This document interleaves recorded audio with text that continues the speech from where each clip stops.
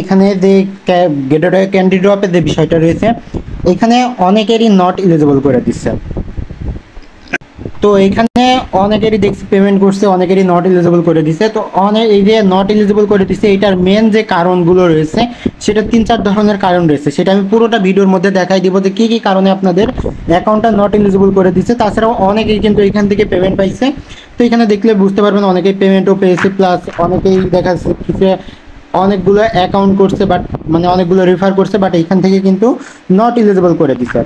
তো এখন কথা হলো কি, আপনারা এলিজিবল থাকবেন কিভাবে, আর কিভাবে কি করলে আপনাদের অ্যাকাউন্টটা নট এলিজিবল বা ব্যান করবে না। তো আমি ডিটেলস বলি, তার আগে একটা কথা বলি, সেটা হলো আমাদের টেলিগ্রাম চ্যানেলে এখনও যারা জয়েন করেন নাই অবশ্যই আমাদের টেলিগ্রাম চ্যানেলে জয়েন করে নেবেন, কারণ টেলিগ্রাম চ্যানেলে কিন্তু সকল প্রকার ইনস্ট্যান্ট ইভেন্ট সহকারে যত প্রকার আপডেট আছে সবগুলো কিন্তু টেলিগ্রাম চ্যানেলে সবার আগে শেয়ার করা হয়ে থাকে। তো অবশ্যই আমাদের টেলিগ্রাম চ্যানেলে জয়েন করে নেবেন। টেলিগ্রাম চ্যানেলের লিঙ্ক ভিডিও ডিসক্রিপশন বক্সে পেয়ে যাবেন। আর আপনারা চাইলে এই কিউআর কোডটা স্ক্যান করে ডিরেক্ট আমাদের টেলিগ্রাম চ্যানেলে চলে আসতে পারেন। তো টেলিগ্রাম চ্যানেলটাতে জয়েন করার পর অবশ্যই টেলিগ্রাম চ্যানেলটা পিন করে রাখবেন।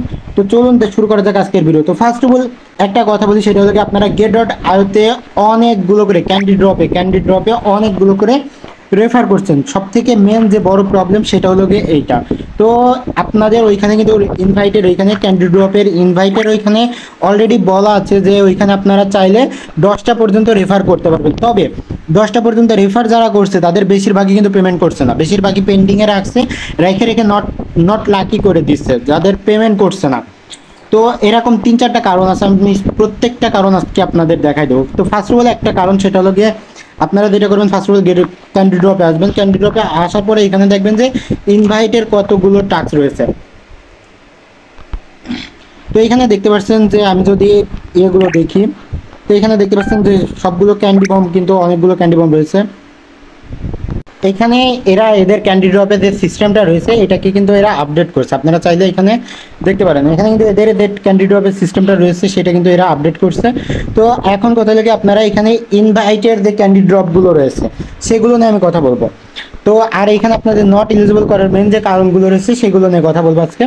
তো ইনভাইটের যে টাস্কগুলো রয়েছে সেগুলো নিয়ে আগে বলি। ফার্স্ট অফ অল আপনারা এইখানে দেখাচ্ছে ইনভাইটের যে ইভেন্টগুলো রয়েছে সেগুলোতে অতিরিক্ত পরিমাণ ইনভাইট করে ফেলছেন, যেটার কারণে দেখা যাচ্ছে আপনারা এখানে বলা আছে যে সর্বোচ্চ 10টা ইনভাইট করা যাবে। তো আপনাদের এখানে 10টা ইনভাইটের কথা বলা থাকলেও আপনারা ইনভাইট করবেন সর্বোচ্চ 1টা থেকে 2টা, তার বেশি আপনারা ইনভাইট করবেন না। 1টা থেকে 2টার বেশি ইনভাইট করলে আপনাদের ব্যান করে দিবে বা অ্যাকাউন্ট নট ক্যান্ডি ড্রপের জন্য নট লাকি করে দিবে, বা আপনাদের ওইটার পেমেন্ট করবে না। তো অবশ্যই এই যে এখানে দেখতে পাচ্ছেন ইনভাইটের অপশনটা, তো ইনভাইটের অপশনে কিন্তু আপনাদের 10টা রেফার করার, 10টা ইনভাইট করার কিন্তু একটা অপশন রয়েছে। তবে এখানে আপনি যদি মেন যে প্রবলেম সেটা কিন্তু 1টা থেকে 2টার বেশি ইনভাইট করলে আপনাদের এইখান থেকে নট লাকি করে দিচ্ছে, প্লাস পেমেন্ট করছে না।